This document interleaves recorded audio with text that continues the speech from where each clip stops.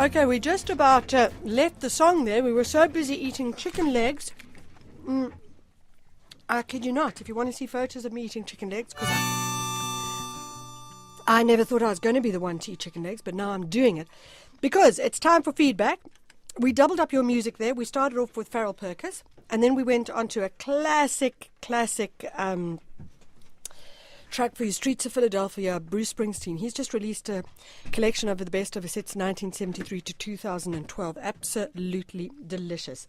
So, the food we're looking at today is and the person who's going to talk about the food today is Eunice Rakhale-Molefe. She's just launched a book called South African Cuisine, Culinary Heritage. It's not just about food, which is such a brilliant, brilliant comment. Because that's it.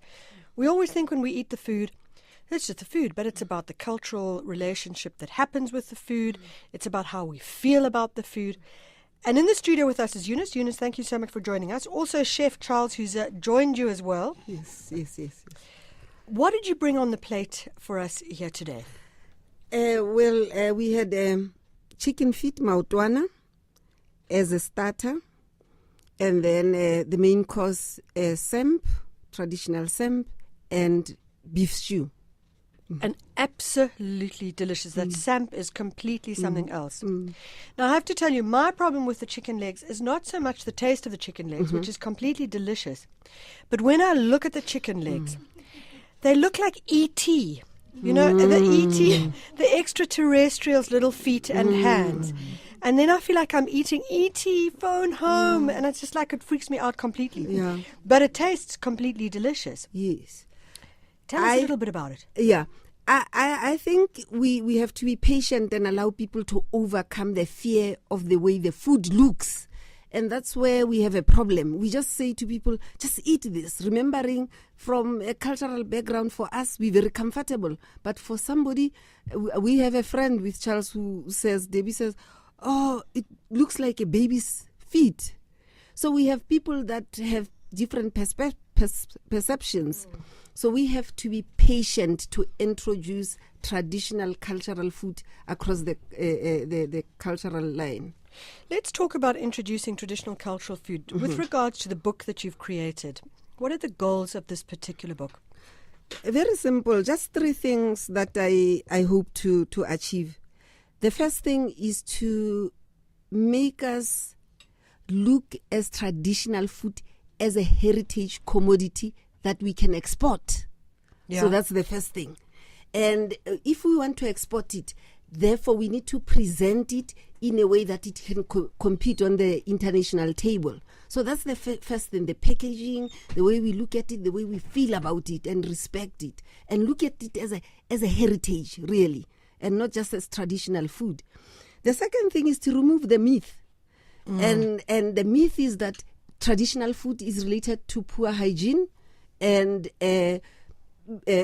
poor housekeeping.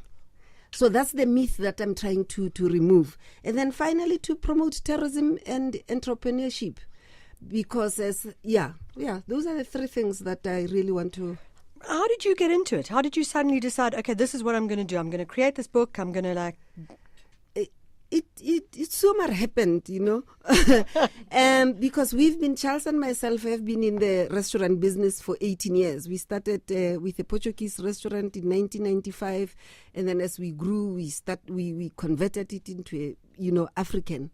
And 3 years ago, as we were planning to retire from the business, I was just sitting and I was thinking, when I'm not here, my children, I was admiring my life as a restaurateur. And I was saying, but my grandchildren won't know about this. And I thought, let me document this. So that's how it came about. And then it took 3 years for this to come out. Yeah, that's how it came about. It's an absolutely beautiful book. We got the girls in the studio to start eating chicken legs. And I'm going to have call on... Okay. Review. My mouth is still full, but... very yummy, just the right amount of fat. And I'm a kind of girl that loves my fat, so the more the better. But it's not. How's that possible? No, I am. But it shouldn't be overwhelming. And it was very nice and soft, and it's always nice when the skin just peels right off the little toes. You actually said to me, you said like when you take it, try and eat the center of the foot, so to speak, the claw, right, like or in the palm of it, the hand. Yes, because that's the most succulent, softest part. Okay. Always the most delicious. If that is like, if chicken feet is like, we got to find our way into it, what do you think would be another food that would be also find your way into it in the same way? Find your way into it. In African cuisine? Yep. I don't know, but I could probably say if you eat mogodu, it tastes amazing, but also it doesn't look good. It doesn't look very good. But I love it. But it tastes amazing. Yeah. I always think it looks a bit like snot, actually. It does look a bit like snot, and if it's not cleaned very well, it can also smell a bit like poop. But it needs to be cleaned very well.